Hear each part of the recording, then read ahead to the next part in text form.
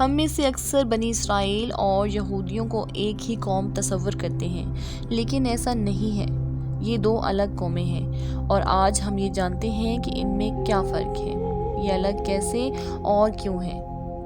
یہ تو سب کو معلوم ہی ہے کہ اسرائیل اور دنیا کے مختلف کونوں میں آباد عبرانی قوم کو بنی اسرائیل کہا جاتا ہے، اور انہیں بنی اسرائیل اس لیے کہا جاتا ہے کیونکہ یہ حضرت یعقوب کی اولاد ہیں، اور حضرت یعقوب علیہ السلام اللہ تعالیٰ کے برگزیدہ پیغمبر گزرے ہیں۔ آپ کو حضرت یوسف علیہ السلام کے والد کے طور پر زیادہ جانا اور پہچانا جاتا ہے، اور اسرائیل حضرت یعقوب کا لقب تھا۔ اسرائیل کا مطلب ہے خدا کا بندہ، اسی لیے اس قوم کو قرآن مجید اور دیگر کتب میں قوم بنی اسرائیل کے نام سے پکارا گیا ہے۔ اس قوم کو اللہ نے بے حد انعامات سے نوازا، جس کا ذکر قرآن کریم میں آیا ہے، لیکن یہ بہت نافرمان قوم تھی اور بار بار اللہ تعالیٰ کی نافرمانی کیا کرتی تھی۔ اب دیکھتے ہیں کہ یہودی کون ہیں، ان کا یہ نام کیسے پڑا، اور انہیں یہودی کیوں کہا جاتا ہے۔ یہ بات ہے آج سے 4000 سال پہلے کی، جب عراق کے بادشاہ نمرود نے حضرت ابراہیم اور ان کے ماننے والوں کو بہت زیادہ ستایا، تو آپ نے اللہ کے حکم سے مشرق وسطیٰ کے علاقے کنعان کی طرف ہجرت فرمائی، اور اسے آج کے دور میں فلسطین اور اسرائیل کہتے ہیں۔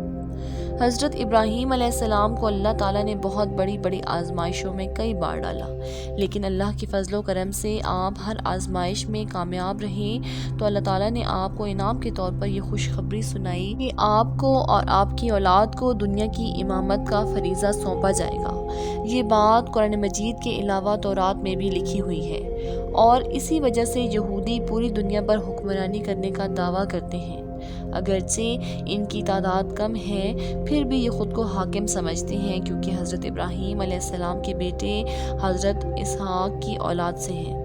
یہ پوری دنیا پر حاکم ہونے کا دعویٰ اس لیے بھی کرتے ہیں کیونکہ ان کا مذہبی عقیدہ ہے، مگر حاکم ہونے کا دعویٰ کرتے وقت یہ لوگ یہ بات بھول جاتے ہیں کہ حضرت ابراہیم کے ایک اور بیٹے بھی تھے جو حضرت اسحاق سے بڑے تھے، یعنی کہ حضرت اسماعیل علیہ السلام، اور مشرق وسطیٰ میں ہی آباد قوم عرب حضرت اسماعیل علیہ السلام کی اولاد ہونے کا دعویٰ کرتی ہے۔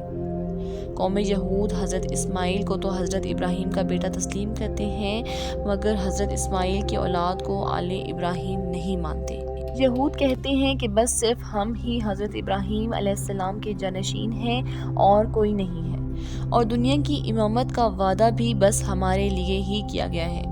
حضرت اسحاق کے بیٹے حضرت یعقوب اور پھر حضرت یعقوب کے 12 بیٹوں کی اولاد بنی یعقوب یا بنی اسرائیل کہلائی۔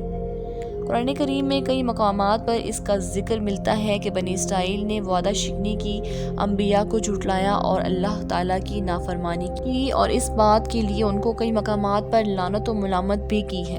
چنانچہ قرآن کریم میں ارشاد باری تعالیٰ ہے، جب ابراہیم کو اس کے رب نے کئی باتوں میں آزمایا تو اس نے انہیں پورا کر دیا، فرمایا بے شک میں تمہیں سب لوگوں کا پیشوا بنا دوں گا۔ کہا اور میری اولاد میں سے بھی، فرمایا میرا عبد ظالموں کو نہیں پہنچے گا۔ سورۃ البقرہ آیت نمبر 124۔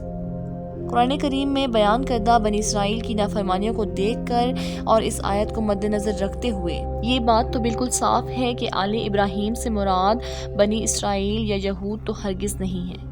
تو ان باتوں سے ہمیں معلوم ہوتا ہے کہ صرف قوم بنی اسرائیل یا قوم یہود ہی ایسی قوم نہیں جو حضرت ابراہیم کے شجرہ نسب سے تعلق رکھتی ہوں، بلکہ قوم عرب اور فلسطین کا شجرہ نسب بھی حضرت ابراہیم سے جا ملتا ہے، کیونکہ وہاں پر آپ کے بیٹے حضرت اسماعیل کی اولاد نے بسیرا کیا تھا، اور قوم عرب و فلسطین یہودیوں سے کہیں زیادہ تعداد میں موجود ہیں۔ اب بات رہی کہ یہ قوم بنی اسرائیل یا قوم یہود میں کیا فرق ہے، تو جیسا کہ پہلے بتایا جا چکا ہے کہ اسرائیل حضرت یعقوب علیہ السلام کا لقب تھا، اور اللہ نے اپنی رحمت سے آپ کو 12 بیٹے عطا کیے، جن میں سب سے زیادہ مشہور اور قابل والد کی آنکھوں کا تارا حضرت یوسف علیہ السلام تھے۔